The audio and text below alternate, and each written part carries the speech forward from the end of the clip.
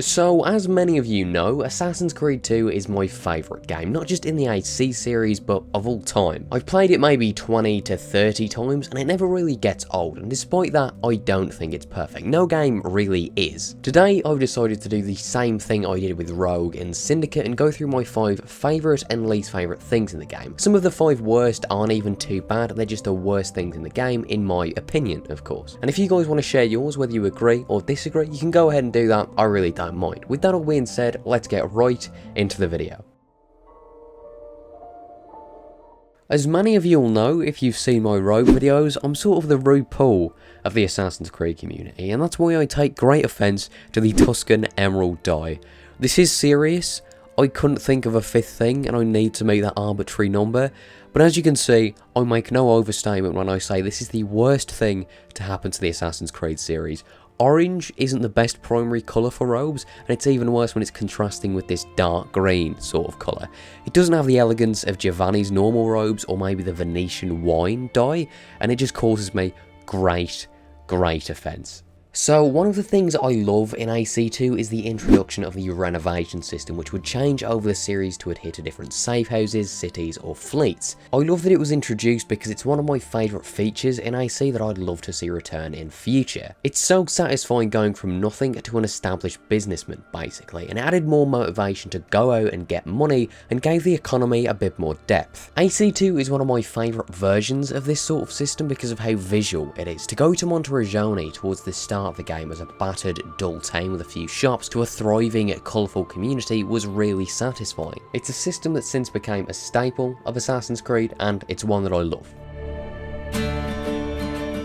So one of the things I don't think AC2 nailed are side missions. Now the reason these are so low is because I don't think they're bad on the whole, but they are lacking in comparison to AC2's successor and some of the games after that. And by side missions I don't just mean side content. The side content in the game is pretty good on the whole, with Monteriggion, The Truth and Statuettes. Those can be quite fun, but the actual side missions aren't as great as they could have been. Tombs are of course excellent, but in terms of other side missions there aren't really many that are worth your time. In pretty much every playthrough I'll get the Armour of Altair, I'll fully upgrade Monteriggion, but once the main story is done there's not too much to do afterwards. Maybe a few races, a few assassination contracts that are fun, but on the whole if you've played the game properly and got Altair's armour and upgraded Monteriggion, there's not very much to do. And while the side content is good, on the whole Brotherhood really blows the game out the water.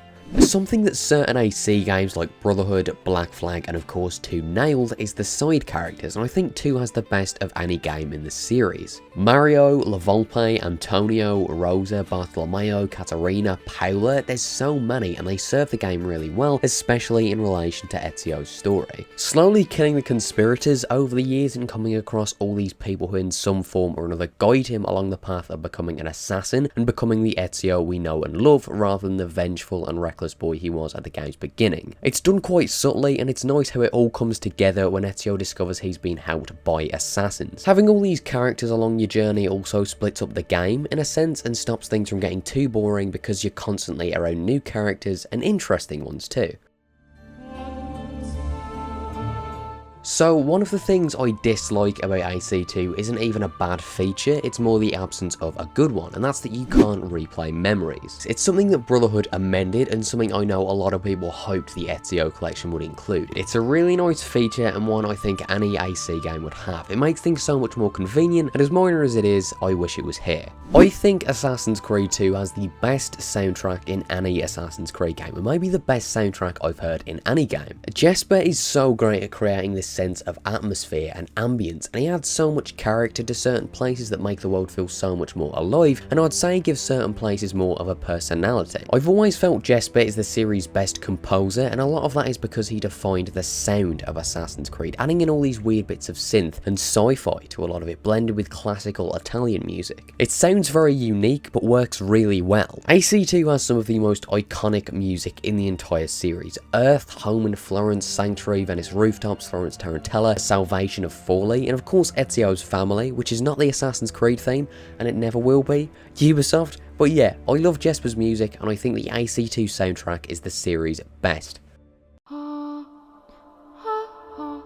So the only city in AC2 I can say I don't like is Forlì. It's not terrible or anything, but when compared to Florence, Venice or Tuscany, it's fairly flat in comparison and isn't characterised by anything besides its lack of life or colour that the other cities were full of. Luckily, you don't have to spend much time in Forlì, or you didn't before the Ezio collection made the DLC mandatory, but still, at least it's not a main city. It falls into that trap of a lot of games from the mid to late 2000s of everything just being very dry and washed out, and even if that's the point, that it's supposed to look dirty and grimy, Unity did it while still being visually appealing because the lighting was much better in that game, but with a game like AC2, it doesn't really fit. Unfortunately, Forlì is just quite an uninteresting place wedged between two of the best cities in the series. So I think AC2 has the best world of any AC game. Even with Forlì being as flat as I mentioned, Florence and Venice are in my opinion the two best cities we've gotten, and I feel as if Tuscany doesn't get enough credit as a great city in its own right. As I mentioned when talking about Jesper, each city feels very characterised, helped by his music but also by the colour palette. Each city feels very unique to one another, whether you're walking through the marketplaces and through the nobility of Florence, running across the Venice rooftops with the moonlight reflecting off the canals, riding through the fields of Tuscany and seeing the towers in San Gimignano in the distance, or maybe exploring Forlì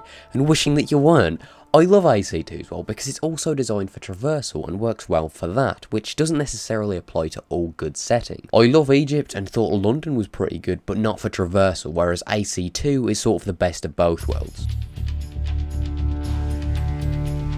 Now, the worst thing in AC2 for me is the mission structure in the Bonfire of the Vanities DLC, and while there is a lot to like in the DLC, like the Altrano district, Ezio's speech, and basically raising an army, the mission structure isn't too good because almost the entire DLC in terms of missions is a checklist of assassinations. I've given the newer games a lot of criticism for often devolving into huge checklists, and I think for this one sequence, AC2 falls under that as well. It's not that the missions are bad or copy and pasted, because some of these assassinations are actually quite good. It's more the fact you do 9 of these back to back, assassinating targets you know little to nothing about. All this is only worse when it's made mandatory in the Ezio collection, meaning you need to play sequence 13 to finish the game, which genuinely hurts the pace of the whole game a lot. While I absolutely love Ezio's speech in the DLC and think it's one of the best moments in the series, it comes at the cost of an absolute pace killer.